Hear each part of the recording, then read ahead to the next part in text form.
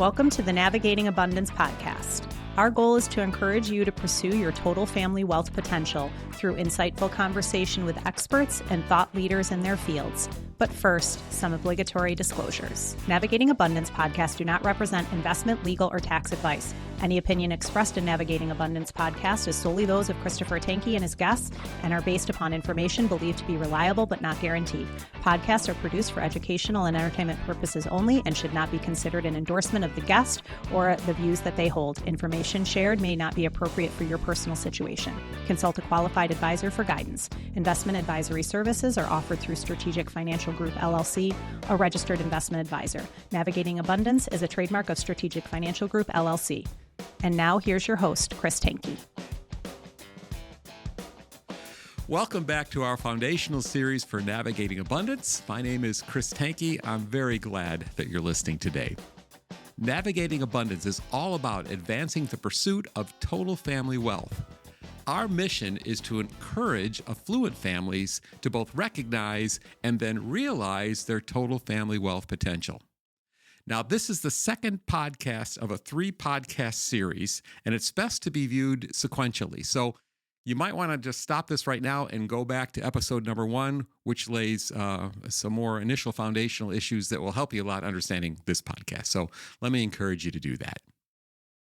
All right, by way of review, your total family wealth is really found in 3 separate categories. You can divide it that way. Your ledger wealth, which is your financial capital, your logistic wealth, which is your functional capital, and your legacy wealth, which is your family capital. We would suggest, we would actually go to bat for, that you need to do well in all 3 categories if you want to truly succeed in your navigating of abundance. They're all important. You can't just choose 2 out of 3. So what I would like to do at this point is just drill down a little deeper so you can have a better appreciation for what I'm saying. We're going to start with ledger wealth because we're all very familiar with that. As a matter of fact, if I was to say, are you wealthy? You would open up your ledger wealth portfolio and say, I don't know, you tell me, right? So that's the matrix for what we consider to be wealth. So we'll start with that. It's true-ish. Ledger wealth is your financial capital. Obviously, I don't have to go through too much of this. It's your investments, your real estate, your business, significant collections, all the things you have. One thing that I would want to mention here, and you can see this if you're viewing this on the chart, if you're watching, is significant life insurance. A lot of families of means have used life insurance, large life insurance policies, as an estate planning tool, and we would suggest that that is actually an asset. So I don't know if I've got $100 million estate and I've got 3 kids. I don't want to give them more than $4 million each. I might get 3 $4 million life insurance policies. Those will go to the kids. And if I do this well, that's outside of estate taxation. It's not subject to estate tax. Neither is it subject to income tax. So I'll give all the rest of my stuff away to charities. And if it's my philosophy that I don't want my kids to get more than $4 million because I want them to grow their own experiences and have their own successes or whatever it is, that's a good way to do it. Anyway, that's a whole nother podcast on estate planning life insurance. I think it'd be a lot of fun to do it, and we will. But for now, I think it belongs in that category of your ledger wealth. Now, logistical wealth. This is your functional capital. Essentially, these are, I guess, your professionals I would focus on, your group of professionals. Your ledger wealth, we focused on possessions. Here, we're focusing on your professionals. And, I'm saying right up front, going to bat for the fact that you need to give all the effort here, all the expense, all the time, all the thinking, all the meetings, all that you've done in the logistic wealth category, a lot of credence, a lot of credit. It is valuable to you. It is your logistical wealth. As a matter of fact, you're going to find that your ledger wealth and your legacy wealth aren't going to function as well unless you've really done a good job here. So let's talk about some of these bullets here of your functional capital. The advisor team you put together, attorneys, CPAs, investment advisors, insurance brokers, business consultants, and some of you might even have a family concierge. These are people that you rely upon to interact with each other, to share concepts, to work on complicated projects and cases together, and they're super valuable. Keep encouraging them, replace them as you need to. Whatever it takes, you need an A-class advisory team. And some of you that have that, you say, amen, brother. I don't know what I'd do without them. That's part of your logistical wealth. Financial plans also are part of your logistical wealth. So if you have retirement plans, personal plans, estate plans, dynastic plans for generations, some of you have spent a lot of money and a lot of time creating those. They're valuable to you, and there's something that need to be managed in an ongoing fashion. That's good. You get it. Business succession plans, right? If you have a business, there's a lot of things you have to consider, right? Your enterprise valuation, buy-sell agreements, partnership arrangements, stock options, gifting. How are you going to handle this if 2 of the 4 children want to be involved with the business? Key employees, leadership development. Essentially, the business succession is important to you because it's generating revenue not only for you, but also once you're done, and maybe even your kids or whatever the case might be. Valuable, real valuable. Wills and trusts. Basically, you could have all sorts of different types: special needs trust, charitable remainder trusts, irrevocable, living, generation skipping, spendthrift trusts, dynamic trusts or dynastic trusts, a lot of different trusts. Need them. And you probably have, some of you, 5 or 6 different versions of them. It's good. And then finally here, family office model. Some of you know exactly what that means. Basically, if you don't, a family office is an enterprise. It's essentially functional capital of a group of people that you bring together to take care of some things for you because you can't afford to do it on your own. You don't have the time. Some families of significant enterprise have 20, 30, 40 people in their family office, and their job is to do a whole wealth of things across all 3 of these areas to make it work because it's just too much for a couple or a family to accomplish on their own. We can talk about that. There's single family offices, multiple family offices, virtual family offices, DIY family offices, a lot of versions of this. Again, we'll be podcasting on some of that in the future. But the point is that you look at all of these things, that's your logistical wealth. Your advisory team brings in compounded wisdom. That's why you have it. Your financial plans bring in clearer vision. Your business succession plans bring enduring enterprises. Your wills and trusts benefit you by way of legal formalization. And your family office, you know how that benefits you? Really, a lot of ways, but the greatest way is freedom. Because it would just be all-encompassing if you were responsible for everything of an abundant family that you'd have to manage. This is impossible. So a family office is there to give you personal freedom, really, more than anything, I would say. All right, let's look at legacy wealth. That's our final category here. And as I said before, I think this is the number 1 category. This is the most important thing. If you had to pick one out of the 3, I wouldn't advise that. I do all 3. But if you absolutely had to, this is where you want to be spending your time, for sure. I think I might have said in the previous video, I don't know, forgive me if I did, 100 years from now, this is the only thing that's going to matter. Let's proceed with this. Legacy wealth is your family capital. Family relationships, what does that involve? Well, we would say that involves developing commitment to the family and a spirit of community to the family. Not all families have that. Work on your communication skills, your conflict resolution skills. Right? The goal, if you could do those 4 things, commitment, community, communication, and conflict resolution, the goal of love is far more probable to be realized. Family relationships, we want to produce love or encourage love. Family ethos is your family spirit, your family history, appreciation for your roots or your story, your core values, Traditions, real important if you can develop them or continue them. And a lot of you have all of these things, and you know exactly what I'm saying and why it's so important. The goal of the family ethos that you want to develop under your legacy wealth is pride.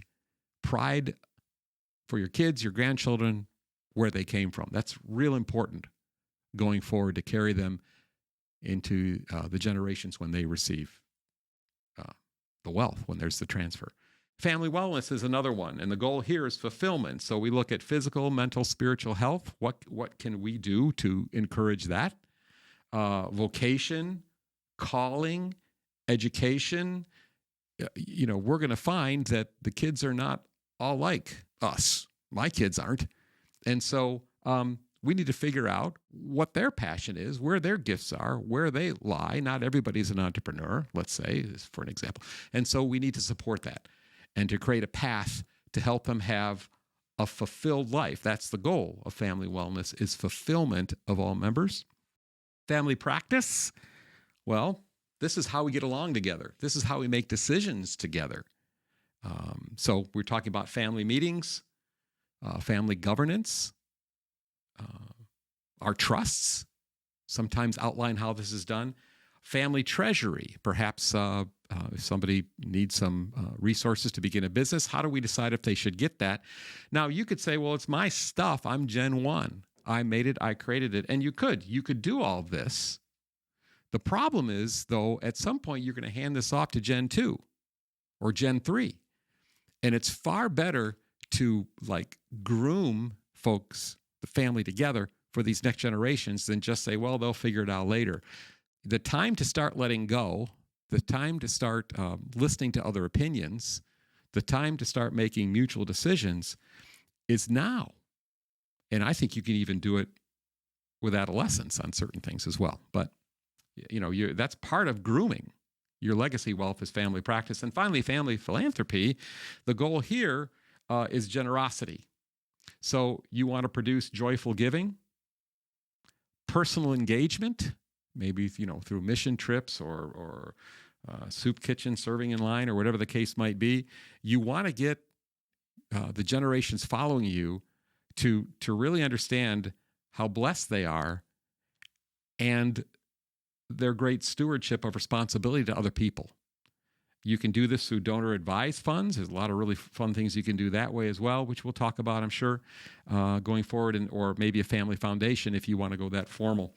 But my point is this, and I really believe this, out of everything that we talked about that's important, under ledger wealth, logistic wealth, legacy wealth, I think one of the greatest things that you should work toward achieving is to put a generous heart into your children and their grandchildren.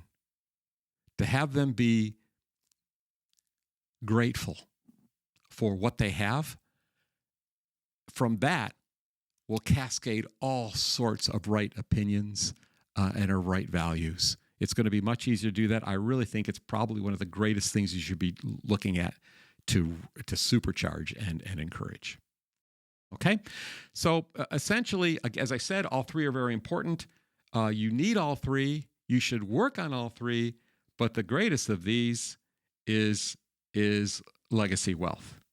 And I think coming to legacy wealth, the final moments of your life, your very last thought is not going to be, golly gee, wish I would have made a couple extra $1 million to give away. That's not going to be anywhere on your mind. What's going to be on your mind is legacy wealth issues. All right, being true to form now, we're going to leave the informational part of this podcast, which is your total family wealth categories. And we're now going to talk about inspirational ideas. Now, I'm going to warn you. Some of you are going to look at this and listen to this and say, this is so basic. I already know this. Yes, I understand. I understand you already know this. Frankly, I know this too. Do you want to know why I'm doing this? I'm doing this because I'm pretty sure that just like me, even though you know that you should be following these philosophies of life, you don't always do it well. It's just human nature. So what I'm doing is I'm trying to be a champion for 3 principles, which every morning when you get out of bed and put your feet on the ground, you should be thinking something like this. in all three of these areas. Now, that might be a little wooden and unexpected, but basically what I'm saying is these have to govern your life, and you have to remind yourself all the time. So here they are. Ready? This is what I need to remember. Navigating abundance is a team sport. Principle number one. Don't forget that. It's a team sport. Secondly, navigating abundance is all about keeping your eye on the prize. You have to have your priorities in place. And third, navigating abundance can appreciate tempus fugit, that time flies. Now, I know some of you are going to turn it off right now and say, got it, thanks, got it. But you don't have it because you're a human being. So let me come back to this, and this is the former preacher coming out in me now, and encourage you to follow this. Because knowing it's not enough, remember, it's not just information that creates change. It's information wedded with inspiration. Information plus inspiration. So let's see if you can go on this touchy-feely journey with me if some of you think that way. Here you go. Navigating abundance is a team sport. Here's the bottom line. I hope you can recognize, I hope you have enough humility to say, wow, this is a lot of stuff. I can't do this. The job is too big. Now, some of you built enterprises where you started out, in your garage by yourself, and it worked out. And then all of a sudden you had to hire more people because you couldn't handle it. And then from there. So you've known intuitively, you've learned that some jobs are just too big to do on your own. That's the point. Navigating abundance is far too important of a life quest to try to make it a DIY project. It's just too important. The logistical wealth we talked about. That's the professionals you have to bring around you. That's an admission that, hey, I need help to do that. And my point would be, though, that that's also probably true of your legacy wealth. The skill set that made your fortune might not be transferable to communication or transferable to conflict resolution, right? Or transferable to creating traditions or whatever the case might be. You might need to read something, but you also might sit down with somebody and say, hey, can you help us out here? Can you coach us? For sure. What a great, great use of time and resources. We need other people. A really cool book came out a few years ago by Harding and Sullivan, and the title is so descriptive of what the book's about that once you read the title, you really don't have to buy the book. And the title is Who, Not How. Who, not how. So if you want to get something done and you don't know how to do it, it's sometimes fun to learn new skills and whatnot, but oftentimes it's a tremendous waste of time. You don't need to know how to do something. You need to find the who that can do it better, that can do it more consistently, that has a lot of experience, that knows all sorts of questions even to ask that you would never begin to ask as you're trying to solve your own problem. Hire somebody, find somebody, bring somebody on the team. It's not about how, it's about who. All right? So I'll tell you right now, I've got the book. I like the book. It's a little book. It's really good. I read it all the time.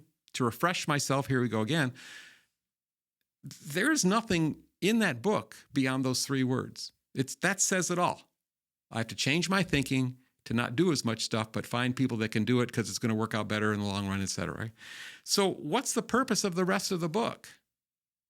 Inspiration, stories, anecdotes, illustrations, statistics to support the information. It's really who, not how. I think you need to apply that to your own pursuit of your total family wealth. It is a team sport. You need to get the right who's on your team. And I would suggest to you, you need to be honest enough, humble enough to say, boy, I might need that in my legacy wealth too, for sure. Not uncommon at all. Okay, let's move on to keep your eye on the prize. I'm going to start with the quote from the famous theologian Bob Marley, the reggae guy, who said, "Some people are so poor that all they have is money." Yeah, man. That's it. Some people are so poor that all they have is money. I sincerely hope That's not you, right? The total family wealth concept that we're presenting, right? Again, it's not new to us. It might be new to you, but we're just trying to, present it in a way perhaps you've not seen it before. But seriously, your logistic wealth and your ledger wealth is there really to support your legacy wealth. And that's what it's all about. Keep your eye on the prize. Boy, is that hard to do sometimes, isn't it? Again, it's a brutal question to ask, but what percentage of my time, my money, and my professional arrangements that I've developed and associations, what percent of that is spent on managing my ledger wealth and my logistical wealth? 80%. Okay. So that means that 20% then is spent on hobbies, vacations, acquisitions, and maybe some legacy wealth development, right? You sure that's wise? Again, 100 years from now, what's going to still be here? Your bloodline, your legacy. Now, look, I'm not trying to upset you. Some of you are like, you can't tell me what to do. I totally get it. I'm not trying to tell you what to do. I'm just trying to tell you what the reality is. And I think that if you want to be a leader in your family, you've got to keep your eye on the prize. And that is difficult to do. It's difficult to do because you're going to be pulled in so many different ways. I get it. I understand. I am too. But you have to fight. You have to fight like mad to make sure your priorities are arranged and clear and refreshed every day. Keep your eye on the prize. In 1989, The 7 Habits of Highly Successful People was published by Stephen Covey. A lot of you have read that book. A lot of you have benefited from that book. Again, it's another way of saying if you can do 7 things, you're going to be far more advantaged to accomplish anything that's important in your life. It was designed for business folks, but churches quickly started going through it. My church did at that time, and individuals did to organize in their own lives as well. Great stuff. The third habit that you cannot afford to miss is simply this: put first things first.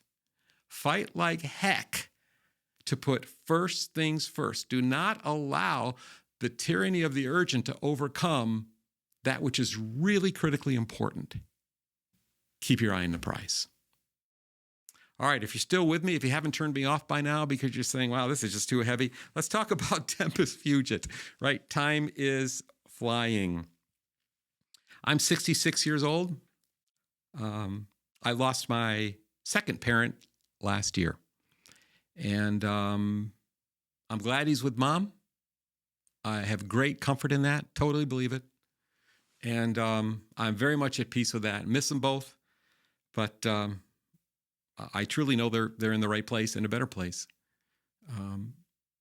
But I got to tell you, what's kind of weird is for all my life, I was either in the dugout or in the batter circle. As a child, I was in the dugout watching my grandparents bat and my parents in the on-deck circle. Well, then my grandparents died and my parents went up to bat and I'm in the on-deck circle. Now that the second of the two of them are gone, I'm up to bat. And for the rest of my life, I'm fouling off pitches to stay in that batter's box as long as I can. The older I get, and I know you can relate to this, the more I come to realize that the real currency in my life is not dollars and cents anymore. I have plenty of that. The real currency in my life is days, weeks, months, and years. I'm running out of time. And that's the most priceless thing I have as a commodity to make a difference. I'm here to make a difference in this world. I'm here to make a difference in my family. This is what Navigating Abundance is all about. But time is flying. It's so easy to look at all that we have to do with navigating abundance in light of all the other things that's going on in our lives and say, yikes, I'm frozen. It's too much. I'm going to procrastinate. I just have to think this through a little bit, and I've got to tell you, you got to stop. You don't have to get it perfectly right, but you have to start, and the time to start is now, today, right now. If you want, go to our resources, go to Amazon. There's a link right there. Buy one of the books and start reading. At least you're starting. You don't have to solve it all, but if you can make incremental progress, it's amazing how momentum will help. I'm just going to pitch for that which you absolutely know is true. My money is unlimited. My time is not. Spend it wisely. Tempus fugit. Little victories are better than no victories. Start today. So there you go. Feel like I should be passing an offering plate or something right now. But that's the sermon for the day. So please remember, whatever you want to succeed in with life, you need information, but you also need inspiration. And that's what we're trying to bring to you. There's one more podcast in this series, number 3. It's shorter, so don't be afraid, where I share some personal feelings on some of these things. But once you've done that, you've gone through boot camp of the foundational episodes of Navigating Abundance. So I hope that you enjoyed. I hope that we're already, something that I'm saying is connecting with you a little bit. And that would make me very, very happy. All right. So for now, this is Chris Tanke with Navigating Abundance signing off, reminding you your family is worth it.